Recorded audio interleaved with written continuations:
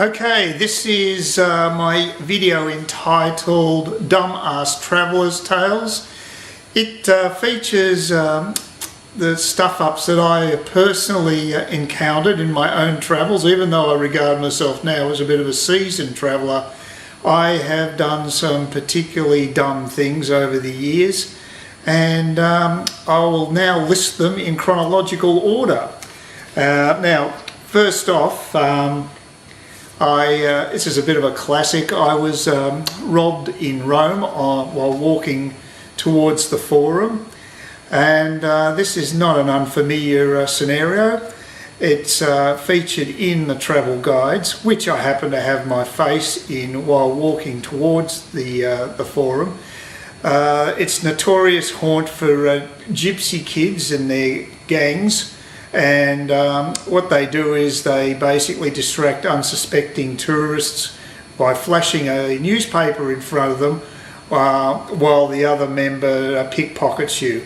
And this is exactly what happened to me. I knew about it, but I let my guard down, and that's the only reason this took place. When I got into a bit of a comfort zone travelling, the guard dropped, and like a dumbass tourist that I was, I got robbed. So I was out of pocket over $500 Australian.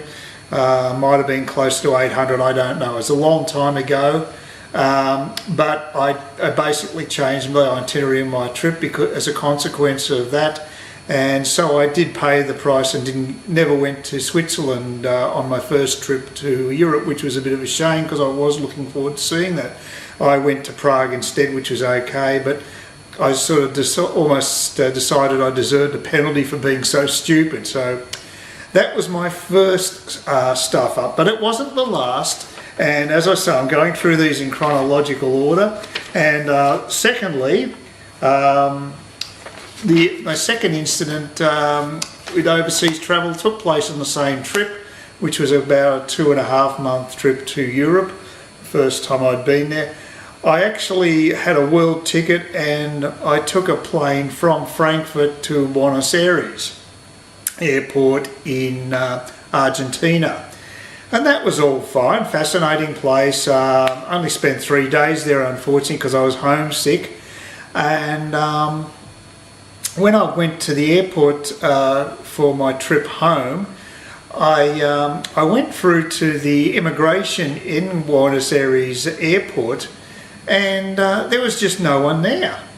There were 2 entrances, and either one were manned, so I just went through and basically got my boarding pass and got on the plane and thought, well, no big deal anyway, because the next port of call was going to be New Zealand, so that shouldn't be a problem, and then a fairly short hop to Australia. As it turned out, we were on a fairly old 747 which required refuelling, and it landed in this what looked like an ex-military base down in Terra del Fuego in the middle of nowhere, this absolute desolate town, which looked like it was just for military purposes. We had to disembark the plane, and all passengers that were waiting in this featureless hall. And when I wanted to get back on the plane, of course, the official eyeballed my passport and looked me up and down several times, and I thought, oh no, he's looking for that stamp from Buenos Aires. And I thought, oh God, this is the last place I want to be held in the middle of nowhere in basically Antarctica, or on the gateway to Antarctica in the southern tip of South America. So I was freaking out there for about a minute. Eventually, I guess, went through his mind, says it just is the too hard basket, let the guy get back on the plane. And he did. He let me get back on, and I flew off to Auckland, and boy was I relieved. So that was a close call, and it just shows you should follow the procedures. Even though they were slack and not having someone on immigration, I should have waited around till there was someone and followed the correct procedure. But I got away with that one, so that was okay. Now, the third Yes, the third time I came a cropper was an interesting one. It was again one of my first. It was my first trip this time to Bangkok, and the same scenario as with Rome. I let my guard down. I did something I would never do at home. A stranger came up to me around in the Sukhumvit area, which is a heavily touristed area in central Bangkok, and he invited me to have lunch with himself and his friend who was from Malaysia but had done nursing in Australia, and she said she'd like to meet me. And it sounded really nice, you know. It was nice to be welcomed into someone's home to have lunch and just chit-chat. So I thought, oh, what the hell? Something I would never do in Melbourne, for instance. If a stranger came up to me, there's no way I would do that. But of course, let my guard down. So this, we wait around in this coffee shop for this other person to arrive, which is this woman who supposedly is was a nurse in Melbourne, and then we head off to a suburb north of Bangkok. It would have taken about 20 minutes or so by taxi to get there. It was the place that they were staying at was a gated sort of terrace type place, double-storey terrace place. Went in there, they gave me food, they were very friendly, you know, the girl was chit-chatting and all this sort of thing. Then the weird thing, after having the lunch, then the weird thing is that I was ushered upstairs to play cards. Now, this was just totally from left field, and I thought, oh, okay, well, fair enough. I didn't really want to play cards, but I thought, well, while in Rome, whatever. So I started playing cards with these people, and they got a really bad vibe about it. I don't know, it just seemed strange. The girl was being extremely friendly, and, you know, smiley face type thing, and encouraging me to play and all this sort of thing. And I don't know, maybe an alarm bell went off in the back of my mind, but I just decided to bail out. And I said, look, no, I'm sorry, I've got to go and do some stuff down in downtown. And I basically left this compound. Luckily they didn't lock me in, so that was good. Funnily enough, that girl actually accompanied me in the taxi back to central Bangkok, but it became fairly obvious why she did that, because she's looking for new meat, fresh meat, after I bailed, because I checked out my travel guide when I got back into my hotel room, and I discovered that this is a classic card playing scam that's carried out amongst gullible tourists. What they do is they first off sort of have this friendly little game, you know, where you're playing sort of, you know, just to learn the rules and what have you. Then you start betting, but they say, oh no, it's not real, we're just going to sort of, but you know, put some money up so it makes it sort of more interesting. And of course you lose. And then they get nasty, because it's not just a bit of a fun game, it's actually something where you do owe them that money. And it's weird, because they could just as easily mug you and just rob you of the money, but I guess this legitimizes the money that they've taken from you. So I presume that's the whole point behind it. But I actually got away without having myself fleeced in this occasion, so that was good, but it was a close call, and it just shows you when you travel, you've still got to have your guard up, just like you do when you're at home. So there's a bit of advice. Now, the fourth incident of being a dumbass traveller, this one occurred in Morocco on my second trip OS to Europe, and I was robbed once more, but this was under different circumstances to the Roman incident. I caught a bus from Marrakesh to a seaside resort, Agadir. Now there's actually a nice bus that leaves from the railway station, but I decided to choose a local bus that left from a different depot, and that was my downfall. The second downfall was I had a money belt, but I wasn't wearing it under my clothing. And when we got to this bus station near Agadir, I got out and went down, out of the bus to collect my my bags, which were from the storage in the bus right underneath it. I had to crouch down to grab my bag, and while I was doing that, I was pickpocketed. I assume what happened was the driver and someone else on the coach was in cohorts and worked as a gang and basically fleeced me the money. Now that was just stupidity. I had the money belt, I didn't wear it, and as a consequence I paid dearly. It was about $800 or more in mixed currency between Australian dollars and euros, and also had my credit card stolen. So that really put a kibosh on that particular trip, and I lived very cheaply for 2 weeks, again sort of punishing myself for being such an idiot. And luckily I got a replacement credit card and I was back in the cash, and I could leave Morocco and a bit lighter in the wallet, but a lot wiser.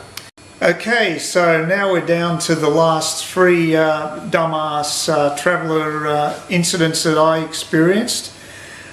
These ones didn't involve scamming or robbery, so I suppose that's something.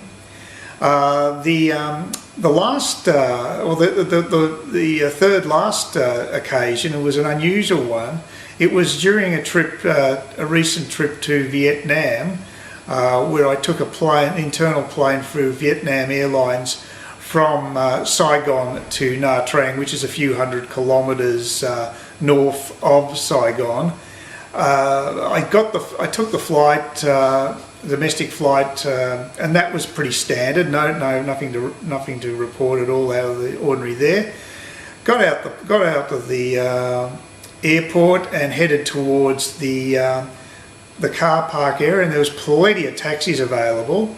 I was quite happy to get a taxi into Nha Trang because I knew from experience that I've stayed there before that the actual airport is only a kilometre or 2 away, so it wasn't going to set me back much in as far as the taxi fare is concerned.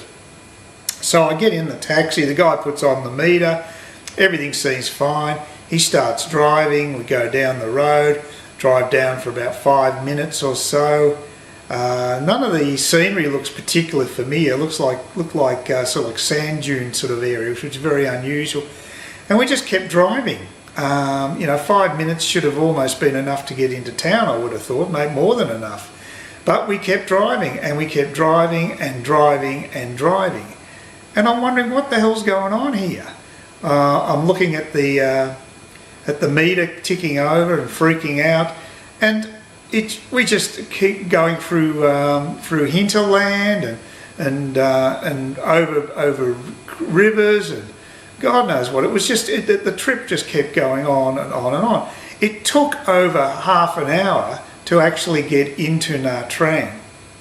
Unknown to me, they'd moved the airport. They'd built a totally new airport about 30 kilometres away from Nha Trang, and I had absolutely no idea about this. So I thought there'd be no problems getting a taxi into town. As it turned out, I was up for about $35 Australian, which by my standards is quite a large fare over there, and so I wasn't overly impressed, but what can you do? I got a minibus back at a fraction of the charge, so I suppose at least that cut down on the pain a little bit with my transport.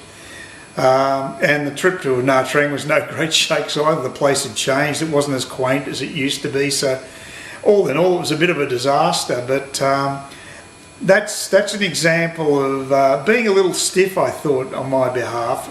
I'm still a bit of a dumbass act though, because I could have done my due diligence, which would have been a little bit of research online just to see where the airport was in relation to Nha Trang. But I've made worse mistakes than that, but it was a bit of a pain. Okay, so now we're on to the last 2 dumb-ass traveller tales from yours truly. These took place on my recent trip in 2014 to Spain. I travelled with a group of friends to Barcelona, then we took a fast train to Seville. that was all okay. I had a little bit of an altercation with one of my friends who was having a go at me of being a little too noisy on the train. When we checked in, we took we each had an apartment which were next to one another. We got two of us shared one apartment and two the other, and I was very happy with the one I'd chosen. After about an hour and a half of settling in, we went our separate ways to have dinner, because I'd had an altercation with my friend, so I just basically wanted a break from him for a short time. So I went to a cafe up the corner. It was an area I knew because I stayed in that particular part of Seville, so I was quite familiar with it. And I just had a nice meal out in the warmth, and had a glass of vino, as you do in Spain. And after about 1.5 hours, returned to where we were staying, at least where I thought we were staying. Put my key into the lock with these big wooden doors that basically prevented anybody from outside seeing the entranceway to the apartments, and nothing happened. The key didn't work. I tried time and time again, no luck. So then I realised I must have the wrong place, so I wandered up the alley and tried another place which looked very similar, because there's so many of these places have got these big solid wooden doors as entrances, and none of them worked. I tried to get into the right place. It took me, I must have spent at least half an hour or more, maybe close to an hour, trying to find the right place and trying to get the key that would actually fit into the lock. Nothing. No sign of my friends. I couldn't contact them by mobile because I hadn't got my mobile set up correctly. That was I'd asked one of them to help me do that, but they hadn't got round to it. So basically I had no way of contacting them. I decided to stay in a cheap pension that night. I had to do something, so I basically winged it and got myself a room in a cheap pension, even though I had this really nice apartment bedroom available just around the corner. So that was pretty damn dumbass, and I've never done anything like that before, but the reason it happened is because I didn't orientate myself correctly, because I was distracted by my dispute with my friend. If I'd been travelling by myself, I definitely would have taken the time to make sure I knew where I was. But in this case I didn't, and it was just the perfect storm, and I ended up having to spend another night's accommodation where I didn't need to.